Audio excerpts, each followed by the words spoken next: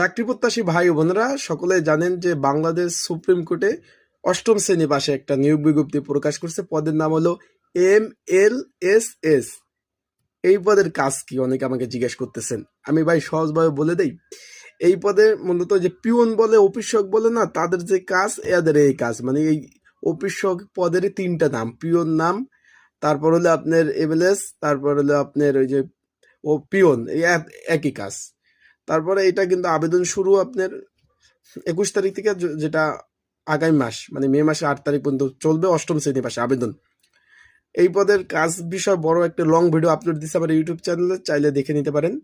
And আরেকটা বিষয় হলো, আপনারা কেউ যদি আবেদন করতে চান ঘরে বসে নির্ঝামেলায়, স্ক্রিনের উপর হোয়াটসঅ্যাপ নাম্বার রয়েছে, এই নাম্বারে নক দিতে পারেন, আবেদন করে দেওয়া যাবে। পরীক্ষা কিন্তু ঢাকাতে হবে, আবারও বলে দেই, পরীক্ষা ঢাকাতে হবে। সেভাবে আপনারা প্রস্তুতি নেবেন। আসসালামু আলাইকুম।